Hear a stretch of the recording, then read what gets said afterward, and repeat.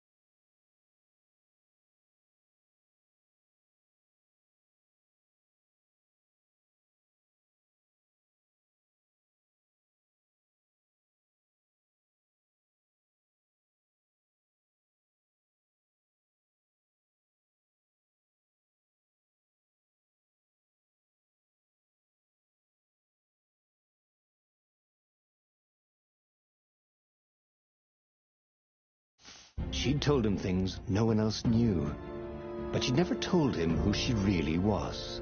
She knows all the Emperor's plans, chuckled the Master Spy. She won't give them up easily. She'll tell the interrogators, all right, said Lapino. Taking her would change the game, all right.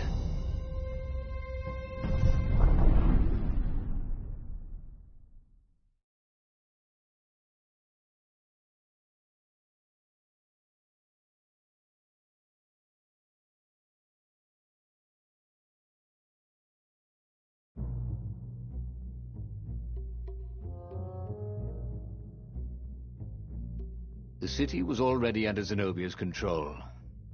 I had to admire her efficiency. Renato shivered at the thought of Zenobia at the mercy of the interrogators. Could he really turn her over to them? But this was war. It wasn't meant to be pretty.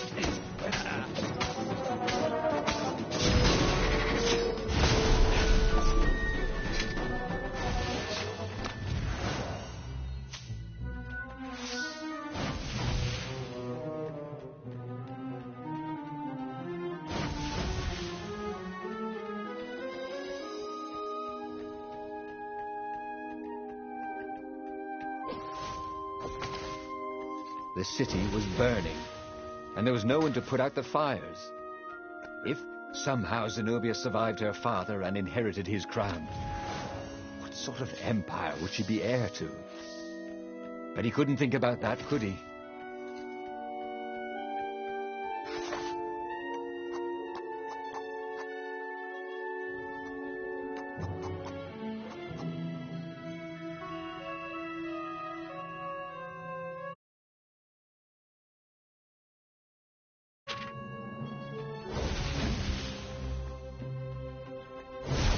Oh, what does the fox say? Asked one raven. Another one called back, Oh, I'm dying! and they both laughed hysterically.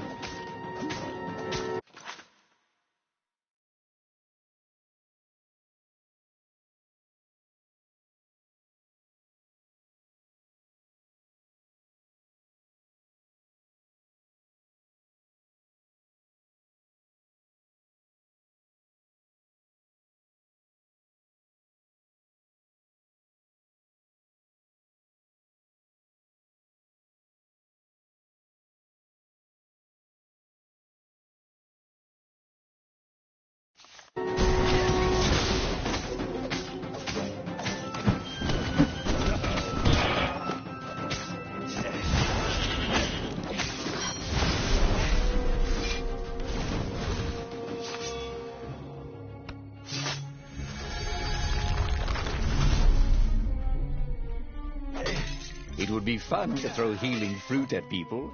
They wouldn't know whether to be mad or not.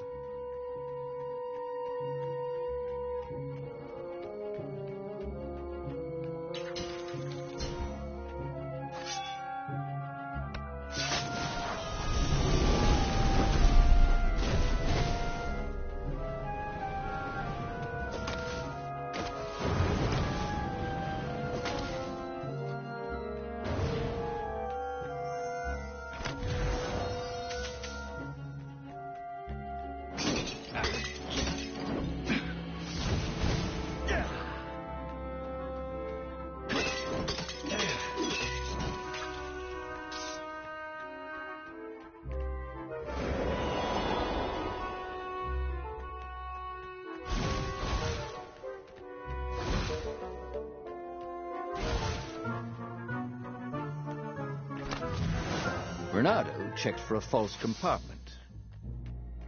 Nope. Why was Lupino urging him to capture Zenobia? Obviously it was a trap. But you never knew how Lupino thought. Sometimes his plans were so convoluted they did the exact opposite to what Lupino wanted. Yeah, there must be some way to play on that, Bernardo thought.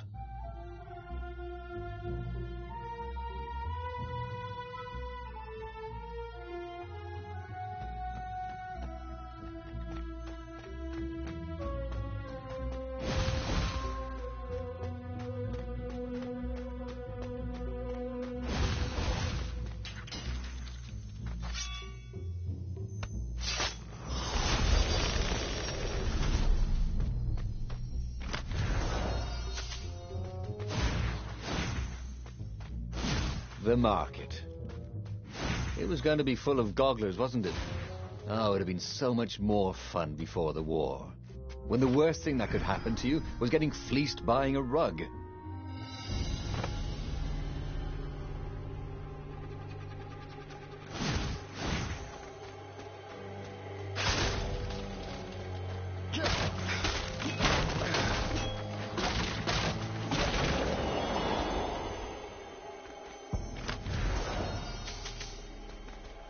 When I build my castle, thought Bernardo, all my gates are going to open with buttons, and all the levers will drop rocks at your head. So, what's this plan of yours? Use me as bait, said Lupino. And he outlined a slightly complicated plan that involved geese, a net, setting the Farfarer a little bit on fire, Lupino dressing as an old blind toad, and Bernardo hiding inside a monstrous watermelon. What could possibly go wrong? Thought Bernardo.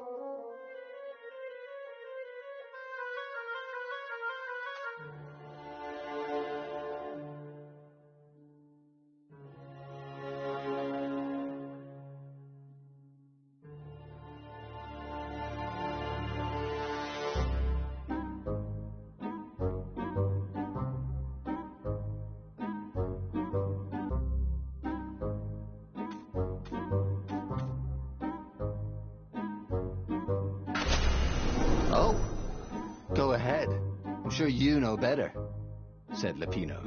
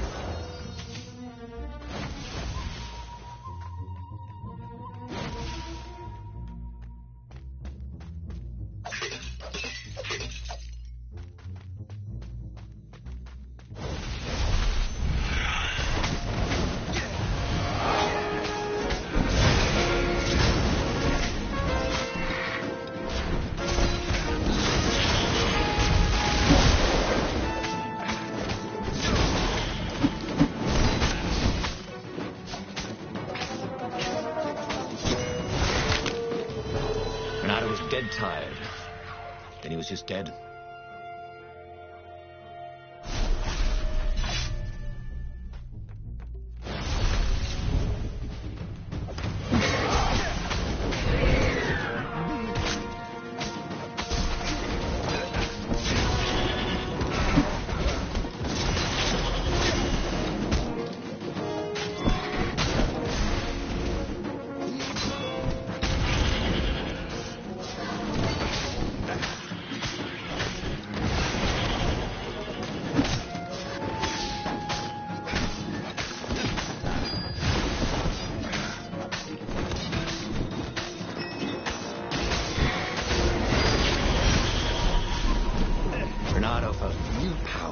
Ready to blossom within him, or something.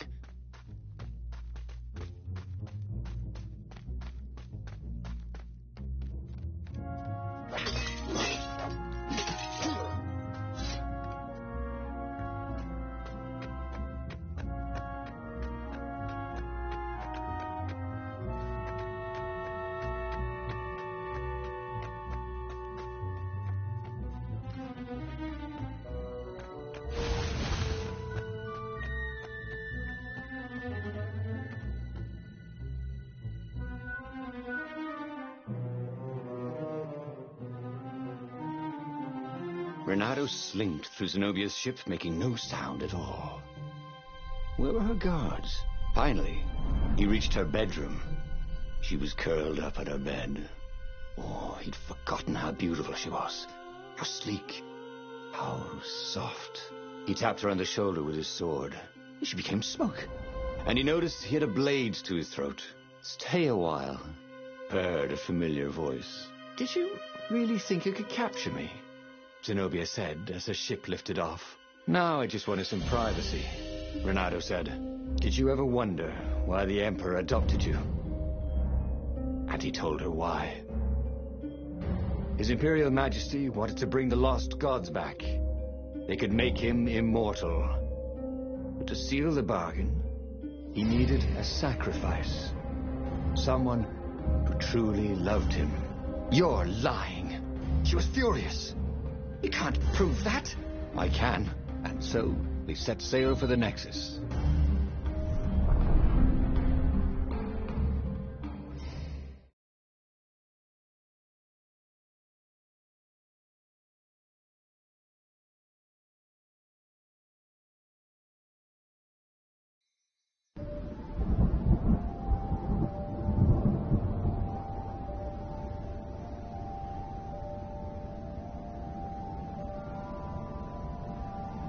The scientists at the observatory have resurrected one of his victims. Well, he's not exactly alive, but he can talk, and he can't lie. You took a big risk. You know, I could just cast a spell to make you tell me where the rebel base is, and you wouldn't consider that cheating? She frowned. Ugh, fine. Let's go get your witness. The rebellion had started after atrocities that the Empire hushed up. Renato had rescued a priest whose order had been massacred for one book. He had slept in a burnt village. Dead kittens and puppies had come to tell him what the Emperor had done to them.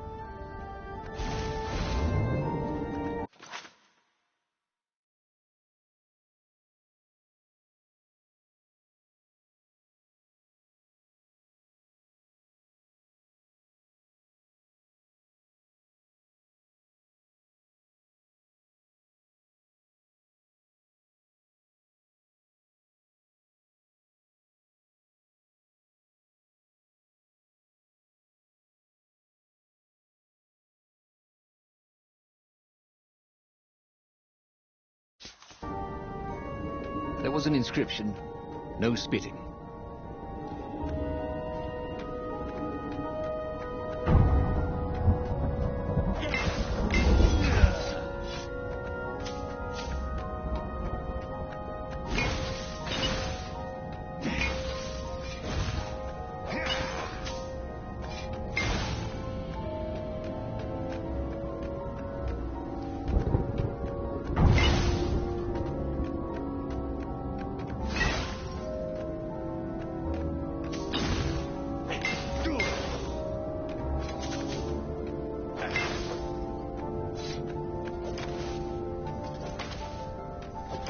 Only he had some way to break the ice. Or convince it he was a friend.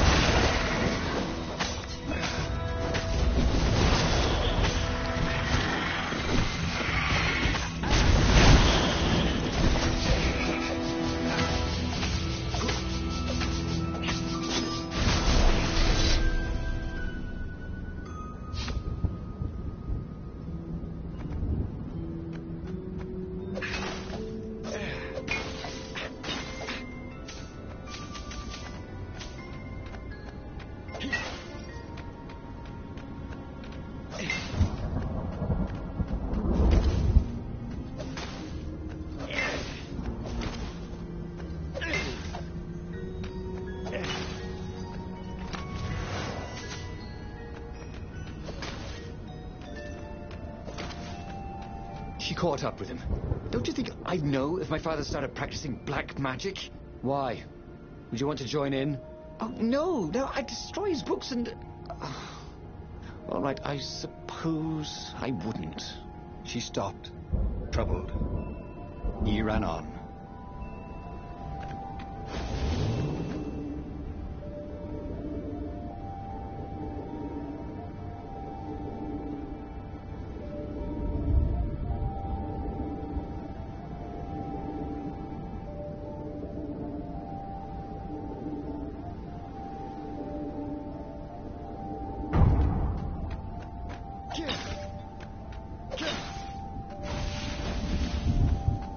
Renato had been searching for a way to save the rebellion. Lappina wanted to capture and interrogate Zenobia. But if he could show her proof of her father's madness, maybe she would join the rebellion.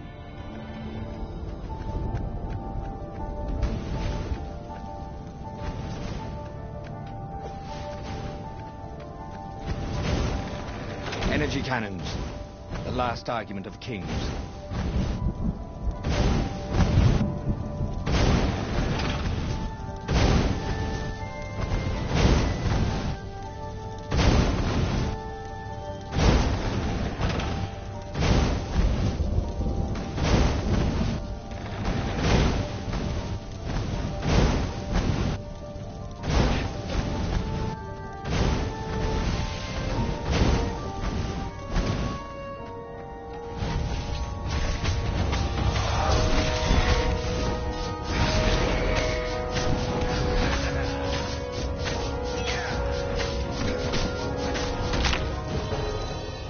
Could have gone better, thought Reynardo as he died.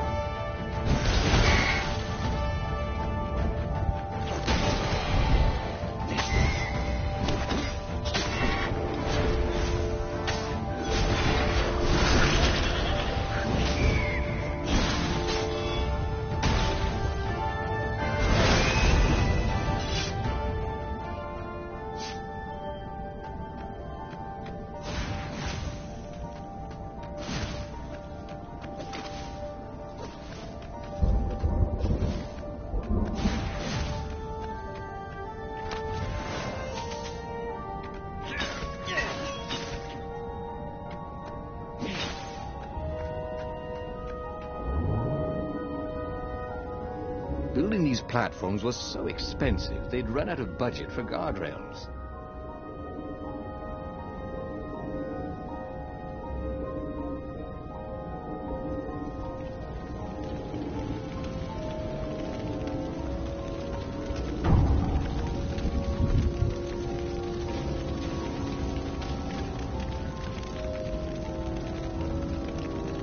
The observatory was a burning hulk. Dead scientists and black feathers everywhere. The Ravens had taken care to burn the reanimated witness to cinders. Zenobia stared around, shocked. The scientists had been neutral. They had no part in the rebellion. "Take me to your council," she said, shaken. "I have things to tell them." It was what Reynardo had gambled on. The Zenobia would turn against her father once she knew his madness. But the rebel base was secret. Could he really risk taking the Emperor's daughter there?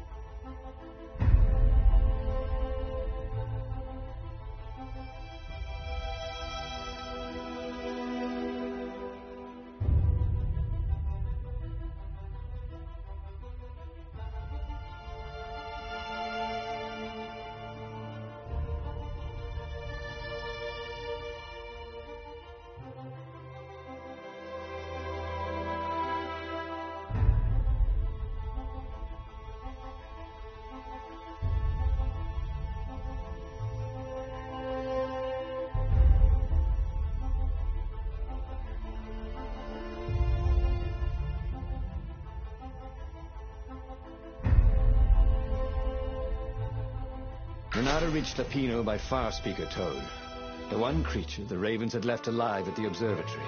Lapino seemed awfully anxious to meet him at the secret base. If he was a spy for the Empire, he'd turn around and reveal the coordinates to the Empire, jeopardizing the entire rebellion. But Renata couldn't bear to think that Lapino would commit such horrible treachery. There was still good in the Mad Rabbit. He felt sure of it. "I'll meet up with you at the base," Lapino said through the Toad. "Good thinking." Renata gave him the coordinates. "There's a shuttle here I can borrow." Renata found Zenobia in the chart room. "I've been having awful dreams," she said. "Dead kittens and worse. I thought they were only dreams, you know. Why would anyone want the lost gods back? In those days, the favorite of a god could become immortal." She held herself and shivered. "He wants to become an eater of souls." "Well, I'm not afraid of dying. Just dying of boredom," Renata said, but she didn't laugh. Silence fell as they flew towards the ruins of the city of Ubar, where the rebellion leadership was hiding. If Zenobia couldn't help them fight off her father, no one could.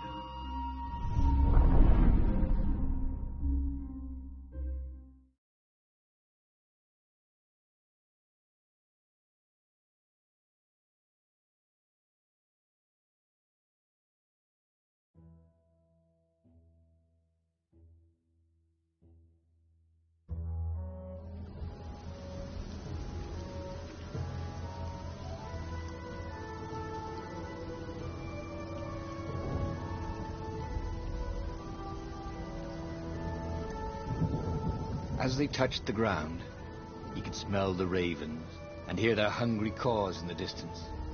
"They're probably looking for me," she said. "You go on ahead." She had that fiery look in her eyes that he'd always loved. It was a bit odd, though. How easy she'd been to convince. It was what he'd gambled on, but he'd expected more of an argument. She'd always loved to argue. She considered it the fastest way to the truth. Maybe she'd long suspected the truth. Sometimes all it took was taking the bandages from your eyes. That must be it, he told himself. Renata remembered when the government had introduced the healing fruit. Some people said it was going to bankrupt the economy, but it seemed to work very well.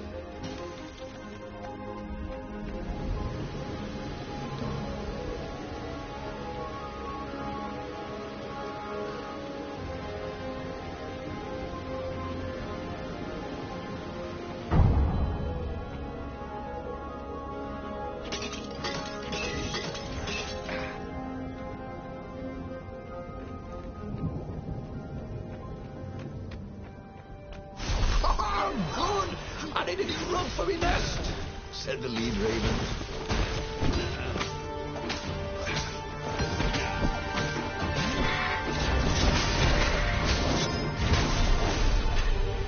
If Zenobia had really turned, the war could soon be over. She could send orders to the fleet that would leave their defenses wide open. The rebels could sail right in and capture the Emperor. Victory, with not too many casualties.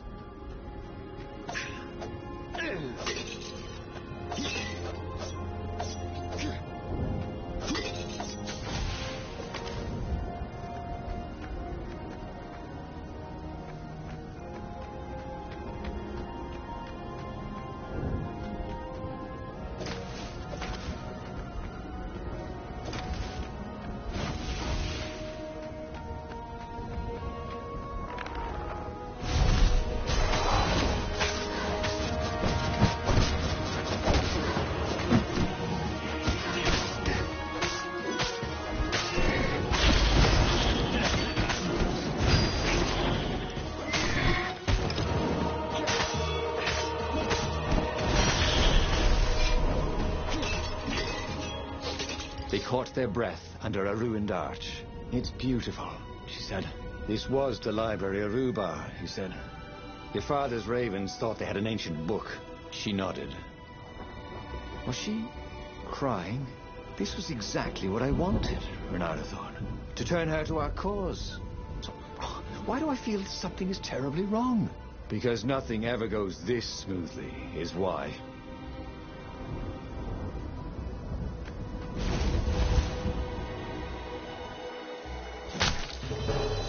Should have died a pirate, he thought.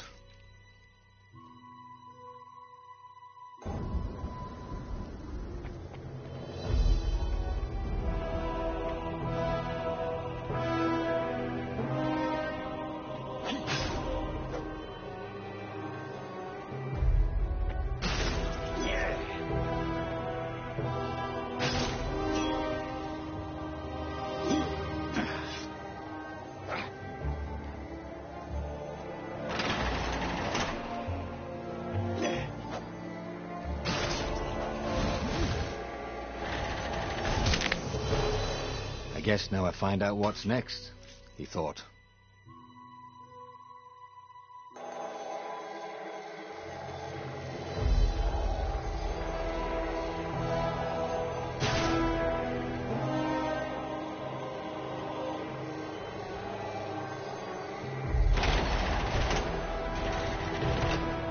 The long stairs. So he was close to the rebel base. It was on fire. So far, so good.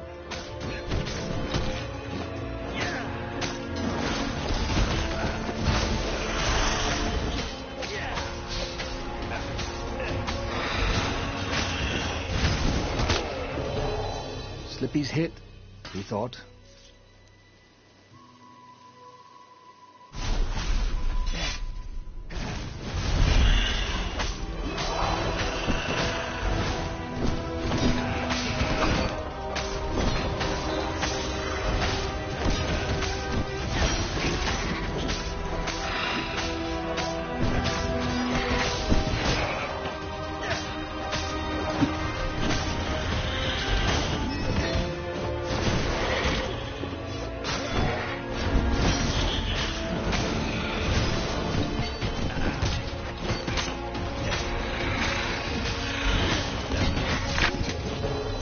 We'll always have Paris, he thought. And then he died.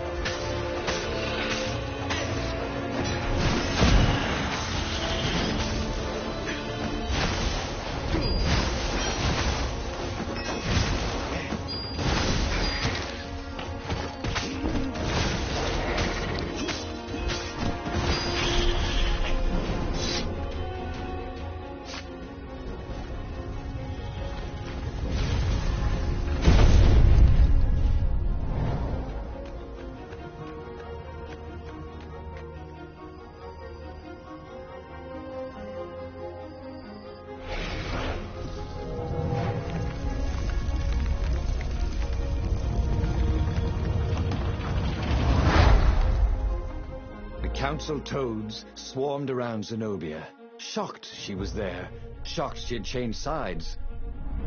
Then the walls exploded. He heard toads croaking, "Oh, the ravens!" Blackbirds were pouring through holes everywhere. "It's a trap!" cried the council speaker. In the confusion, he saw flashes of magic. Then Zenobia being hustled off by Imperial troops.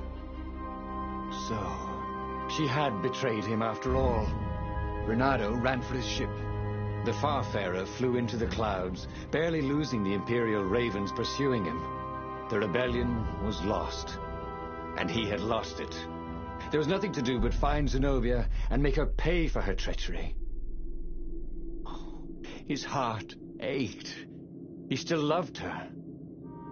But he had trusted her, and he had been a fool. She would be back at the fleet, gloating with her mad, bloodthirsty father. For all Reynardo knew, she was helping him bring back the old lost gods back from their exile.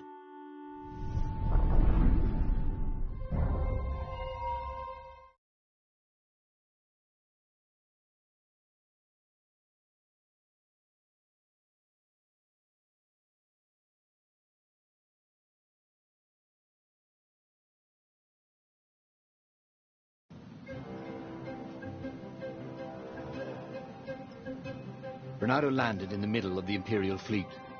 The rebels were losing badly. Without leadership, it was a slaughter.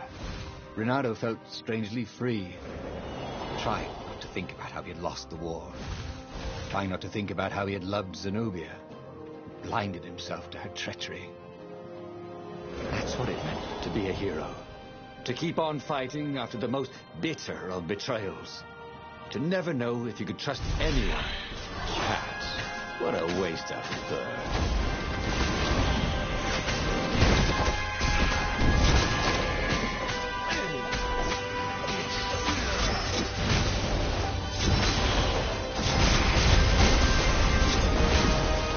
Feels so close to you.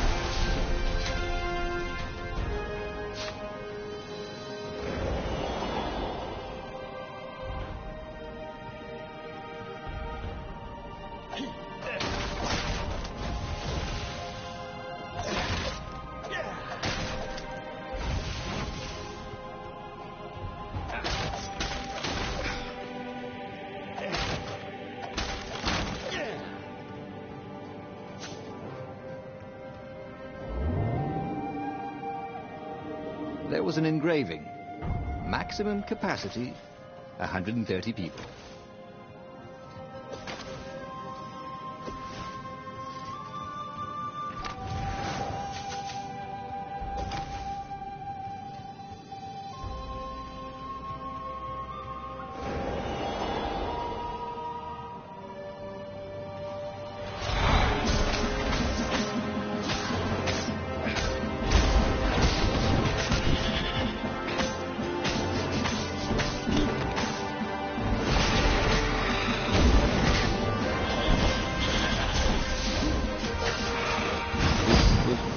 Going spectacularly well, thought Reynardo.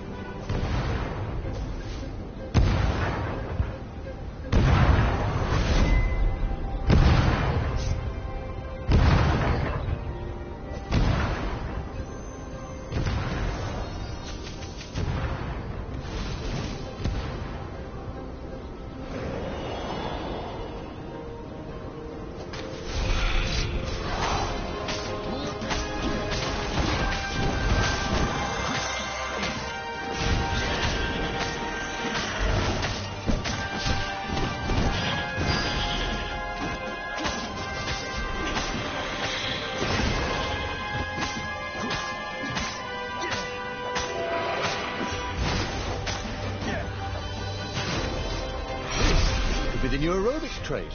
Am I right?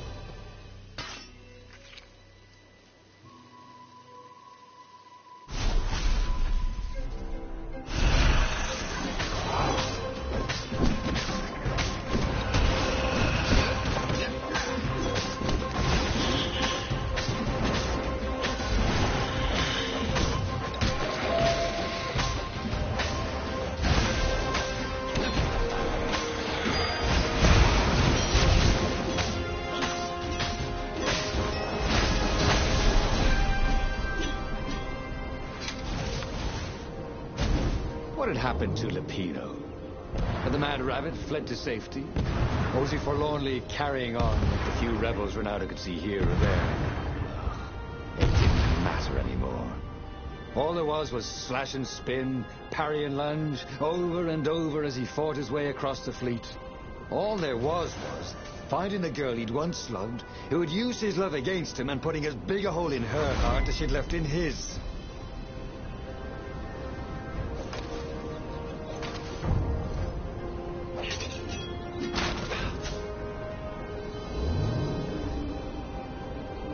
Good thing Renato didn't have vertigo.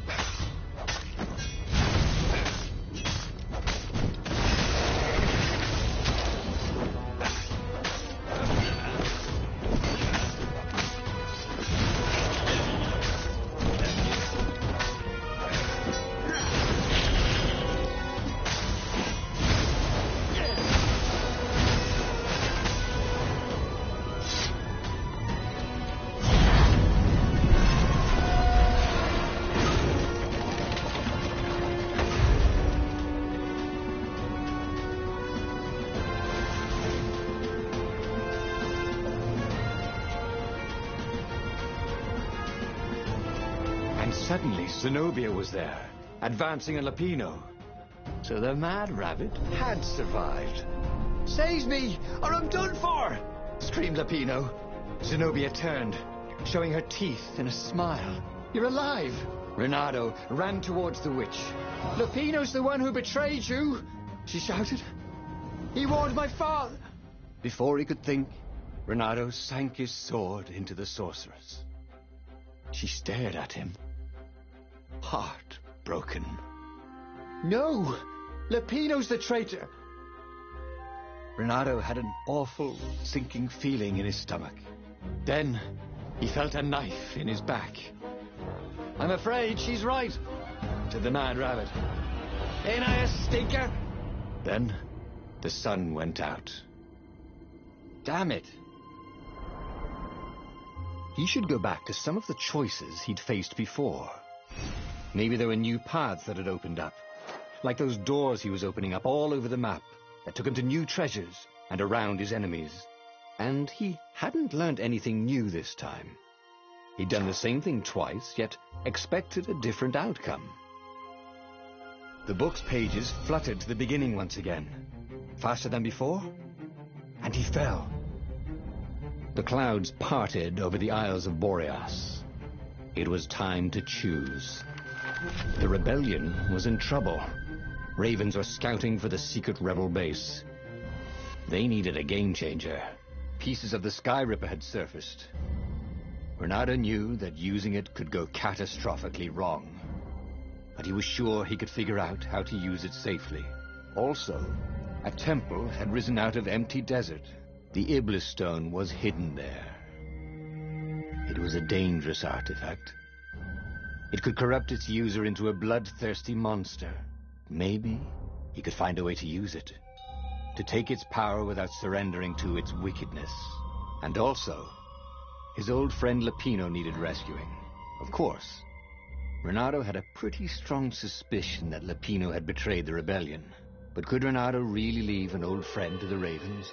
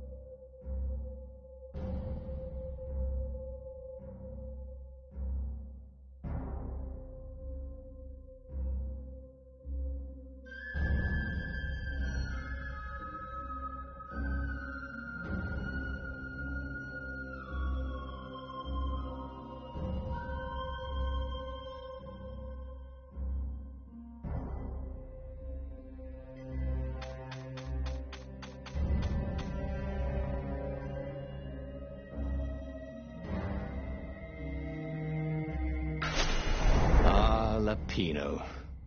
Apparently, the Mad Rabbit had sold a Pegasus that he did not exactly own. Lapino always wiggled out of trouble, given time. But he was out of time.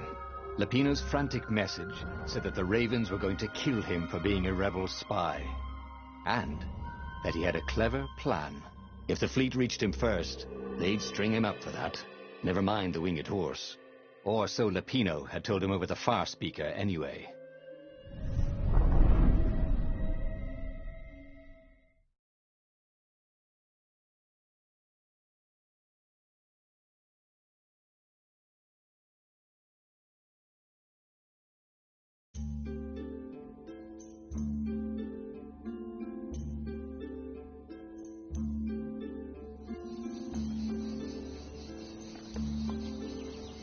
Lapino had apparently managed to confuse the judge by arguing that he hadn't actually stolen a winged horse. He'd only sold it. But wait, where was the prison? The village was empty. Had everybody fled the Ravens?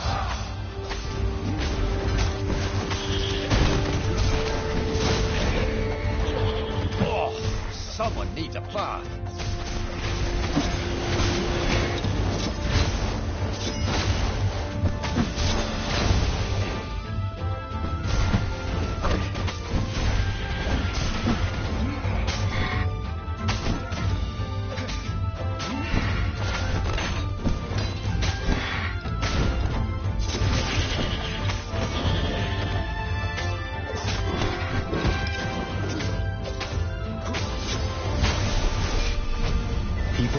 Frightened these days.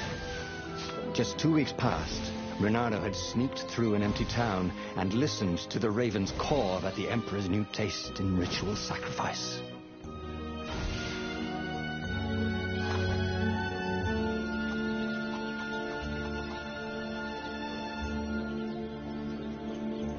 Swell. He'd always wanted to do that.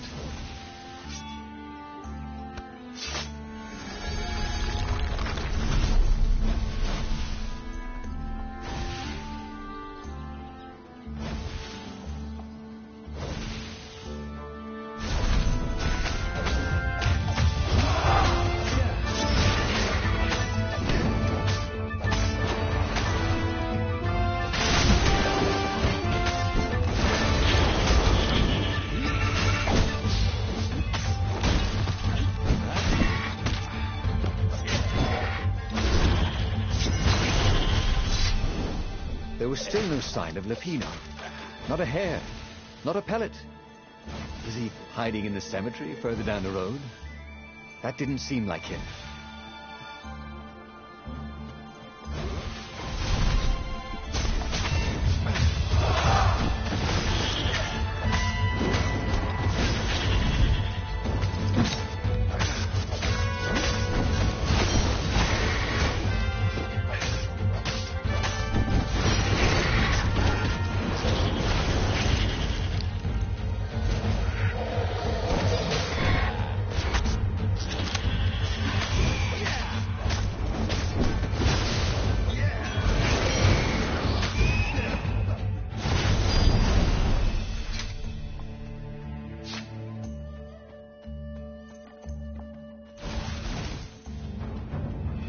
Lupino would betray him. But now Reynardo knew that. What would Lupino do if he knew that Lupino was going to betray him? Well, he'd concoct some crazy scheme, wouldn't he? That used Lupino's betrayal against him and it would blow up in his face. Yeah. Maybe he was overthinking this. Well, that would be a first.